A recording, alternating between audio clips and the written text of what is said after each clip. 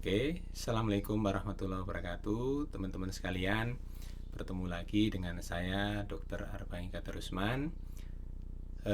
Pada saat ini, izinkan saya sharing atau berbagi tentang topik yang saya anggap sangat perlu bagi kita semua, yaitu tentang vitamin D dan berjemur. Jadi, yang kita bahas saat ini adalah obat yang tersedia gratis sepanjang tahun yang bisa Anda akses setiap saat selama tidak hujan dan tidak mendung.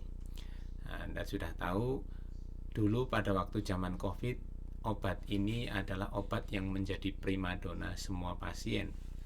Berjuta-juta orang terselamatkan dari COVID berkat obat ini atau hormon ini. Dan hormon ini bisa Anda minum dalam bentuk kapsul, dalam bentuk makanan, tapi yang paling tersedia dan paling gratis adalah dengan berjemur. Anda sudah paham tadi sesuai dengan judulnya bahwa obat ini adalah vitamin D. Oke, kita lanjut saja. Jadi epidemi defisiensi vitamin D ini adalah salah satu masalah kesehatan yang paling umum di dunia. Jadi diperkirakan berdasarkan penelitian tahun 2020, Nature Endocrinology disebutkan bahwa 1 miliar orang di dunia mengalami kekurangan vitamin D. Anda bisa bayangkan bahwa kalau penduduk dunia itu 8 miliar, 1 miliarnya itu terkena kekurangan vitamin D. Nah, di Indonesia berdasarkan data 10 tahun lebih dari yang lalu, tahun 2011, itu disebutkan bahwa prevalensi kekurangan vitamin D pada anak sampai usia 12,9 tahun itu sebanyak 45,1%, sedangkan 49,3-nya itu memiliki vitamin D yang inadequat.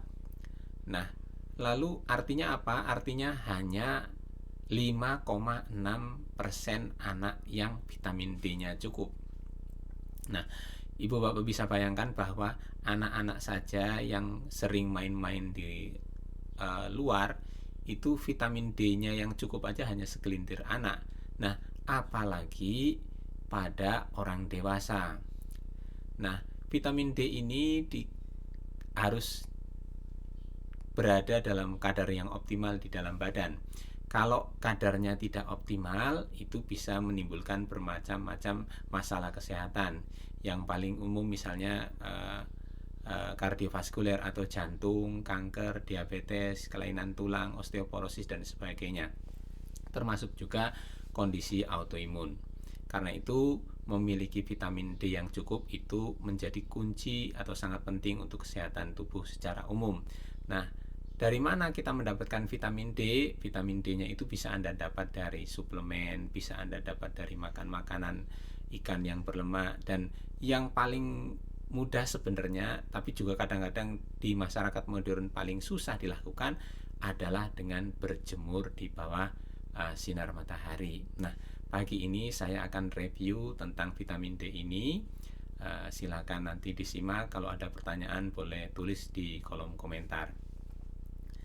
Oke, selanjutnya kita awali dengan apa itu dari fungsi vitamin D. Jadi kalau kita lihat bagian ini, kita lihat bahwa vitamin D itu fungsinya sangat beragam. Dulu dianggap bahwa vitamin D itu terutama hanya untuk masalah kalsium dan tulang. Jadi pada waktu SD kan kita melihat kalau apa kekurangan vitamin D, penyakit rakitis, tulangnya kakinya berbentuk huruf O dan sebagainya. Nah, tapi pada penelitian-penelitian yang selanjutnya ternyata vitamin D ini merupakan super hormon yang mengatur hampir seluruh metabolisme tubuh, dimulai dari penyerapan kalsium. Penyerapan kalsium itu sangat penting di dalam usus. Jadi Anda makan teri, Anda makan susu yang tinggi kalsium sekalipun, kalau vitamin D-nya tidak cukup, hanya 10-15% yang bisa diserap. Jadi karena itu kadar vitamin D yang cukup itu diperlukan supaya kalsiumnya itu bisa ditransfer ke tulang. Nah, nomor kedua adalah kesehatan tulang. Kalau kalsiumnya itu cukup, mineralisasinya baik, maka tulangnya menjadi padat, tidak rapuh. Nah, yang ketiga adalah misalkan diferensiasi sel. Diferensiasi sel itu apa maksudnya? Vitamin D itu yang mengatur sebuah sel itu akan tumbuh menjadi sel yang seperti apa. Terus yang keempat adalah induksi autofagi. Autofagi itu persis seperti bengkel. Jadi kalau motor itu misalkan olinya bermasalah, dia perlu diganti oli. Nah, di dalam tubuh kita itu ada mekanisme di mana sel memakan dirinya sendiri supaya sel-sel yang sehat saja yang masih tersisa. Nah, ini namanya autofagi. Fungsi lainnya adalah fungsi vitamin D lainnya adalah menghambat pertumbuhan tumor. Telah diteliti oleh penelitian bahwa pada pasien-pasien yang menderita tumor atau kanker itu biasanya kadar vitamin D-nya rendah. Fungsi yang selanjutnya adalah mengatur mood dan tidur. Jadi pasien-pasien dengan gejala cemas, depresi, insomnia itu diketahui dalam penelitian itu kadar vitamin D-nya rendah. Nah, sebaliknya setelah mereka mendapat suplementasi vitamin D, baik itu dari minum suplemen maupun terpapar sinar matahari, ketika kadar vitamin D-nya normal, maka gejala cemas, gejala depresi dan susah tidurnya itu akan berkurang. Dan yang selanjutnya fungsinya adalah mengurangi inflamasi, jadi mengurangi peradangan. Peradangan ini kalau dia sebentar itu sangat baik, tapi kalau dia berlarut-larut itu bisa menyebabkan masalah kesehatan yang kronis. Nah, vitamin D itu akan mengurangi peradangan. Nah, fungsi yang terakhir adalah modulator sistem imun. Maksudnya seperti apa? Jadi sistem imun itu yang mengatur kapan harus digas, kapan harus direm itu vitamin D. Kalau sistem imunnya itu terlalu ngegas, dia bisa menarget sel-sel tubuhnya sendiri yang padahal sel sehat. Maka jadinya penyakit autoimun. Sementara kalau ngerem terus atau defisiensi imun atau imunokompromis itu juga susah. Maka bisa menimbulkan penyakit yang rentan terhadap infeksi, mudah demam, mudah pilek, mudah batuk dan sebagainya. Nah, teman-teman, demikian dari fungsi dari vitamin D tersebut. Sekarang selanjutnya bagaimana kalau vitamin D-nya itu kekurangan? Nah, gejala vitamin D kekurangan itu yang pertama adalah ya seperti ini, misalkan kelelahan kronis, susah tidur atau insomnia, ada gejala melo atau sedih, cemas dan sebagainya, ada nyeri sendi dan otot, terus ada sensitivitas nyeri. Maksudnya seperti apa? Jadi orang yang sensitif terhadap nyeri itu dengan rangsangan yang minimal saja bisa menimbulkan nyeri.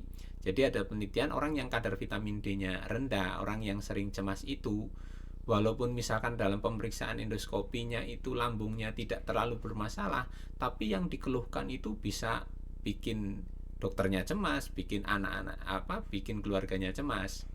Nah, jadi vitamin D itu akan mengatur sensitivitas. Kalau orang terlalu sensitif dengan nyeri jadi bermasalah.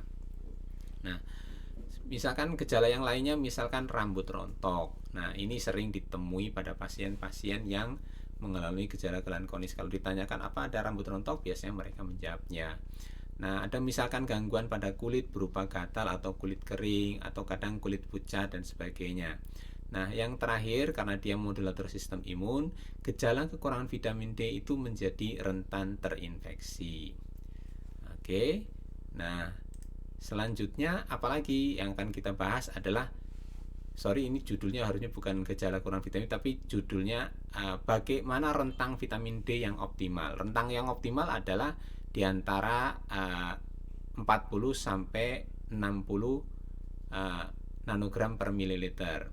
Nah, umumnya pada pasien-pasien yang mengalami gejala itu ketika diperiksa biasanya di level yang insufisiensi, artinya 20 sampai 30, atau yang lebih parah adalah yang defisiensi, bisa defisiensi moderat maupun defisiensi yang severe atau yang parah. Nah, pada pasien-pasien yang memiliki gejala ini biasanya diperlukan suplementasi vitamin D. Atau kalau misalkan bisa, orang bisa mengambilnya dari 2 sumber. Nah, sumber apa itu? Pertama, dari makanan. Dari makanan apa saja ya? Misalkan ikan yang berlemak, salmon, makarel, sarden dan sebagainya. Atau misalkan tidak ada makanan, bisa menggunakan minyak ikan yang COD, yang crude ocean deep, artinya yang minyak ikan dari ikan laut dalam. Terus ada kuning telur, ada susu, ada hati sapi atau suplemen vitamin D. Nah, itu sumber-sumber vitamin D dari makanan. Nah, kalau sumber-sumber vitamin D dari makanan ini ada limitasi, artinya misalkan Anda ingin makan ikan berlemak tapi ada masalah kolesterol, atau makan kuning telur tapi takut kolesterol, atau hati sapi takut asam urat dan sebagainya, Anda bisa menggunakan suplemen. Nah, kalau misalnya suplemen juga tidak mau, yang paling mudah dan paling gratis adalah dengan berjemur. Nah, bagaimana cara berjemur? Nah, cara yang berjemur itu tergantung kapan itu berjemur, terus cara berjemurnya dan berapa kali. Jadi pertama, kapan berjemur? Kapan berjemur itu waktu idealnya adalah ketika UV indeksnya itu rentangnya 3 sampai 5 atau sampai 7. Kalau dianya yang ngambil pagi, sekitar di Riau itu di Pekanbaru itu sekitar 9.30 sampai jam 10 pagi. Atau kalau misalkan pagi tidak sempat, Anda bisa ambil sore hari jam 15.30 sampai 16. Nah, berapa lama? Itu tergantung tingkat dari warna kulit Anda. Kalau kulitnya putih itu mungkin 10 menit saja sudah cukup. Tapi kalau kulitnya makin coklat, makin hitam, itu bisa 20 menit, bisa 30 menit, bahkan kalau yang hitam bisa sampai 1 jam. Nah, kenapa seperti itu? Karena vitamin D itu kalau misalkan pada yang melaninya sedikit itu tembus ke kulitnya lebih cepat. Nah, cara berjemurnya itu adalah harus terpapar sinar matahari langsung, bukan di bawah kaca, bukan di bawah jendela, tapi terpapar sinar, terutama pada tangan, pada punggung, pada kepala itu harus terpapar langsung atau sekitar 50% dari kulit. Nah, apakah perlu tiap hari? Oh, tidak juga. Itu dalam penelitian cukup sekitar 3 kali seminggu, itu setara dengan konsumsi vitamin D 10.000 international unit. Itu ya hari-hariannya itu bisa misalkan Senin, Rebo, Jumat, atau Selasa, Kamis, Sabtu, atau misalkan bisa dirapel misalkan Jumat, Sabtu, Minggu, tergantung ibu dan bapak sempat. Nah, selanjutnya kalau misalkan berjemur itu apakah cukup untuk vitamin D itu?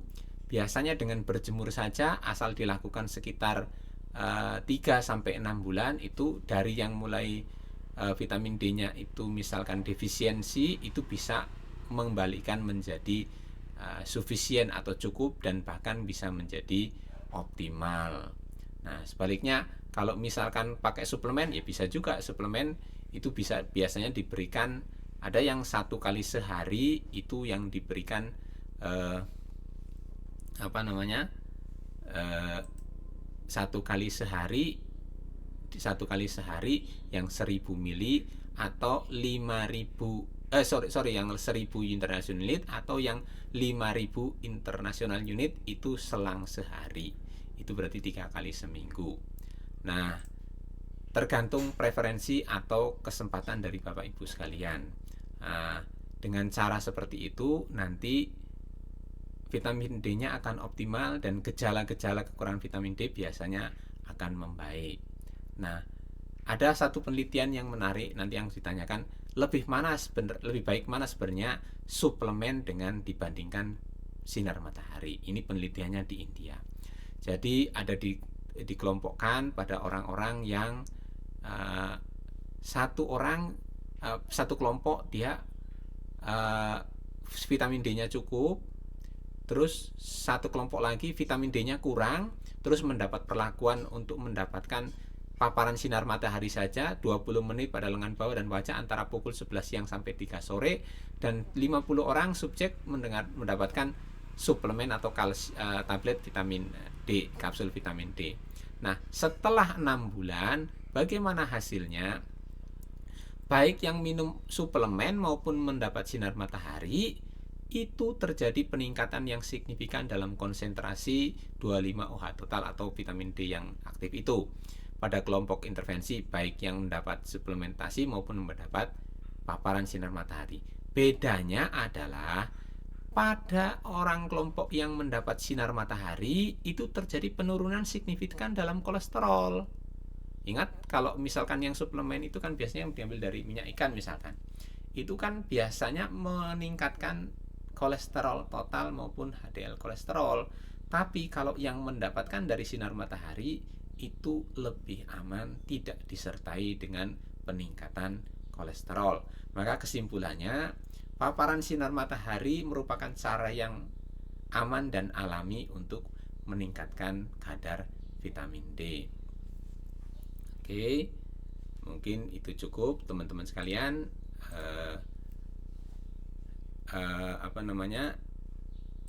Demikian yang bisa saya sampaikan tentang berjemur dan vitamin D. Anda yang tertarik dengan topik ini bisa bergabung di grup WhatsApp Edukasi Sehat untuk berdiskusi maupun bertanya, menyanggah atau memberikan opini.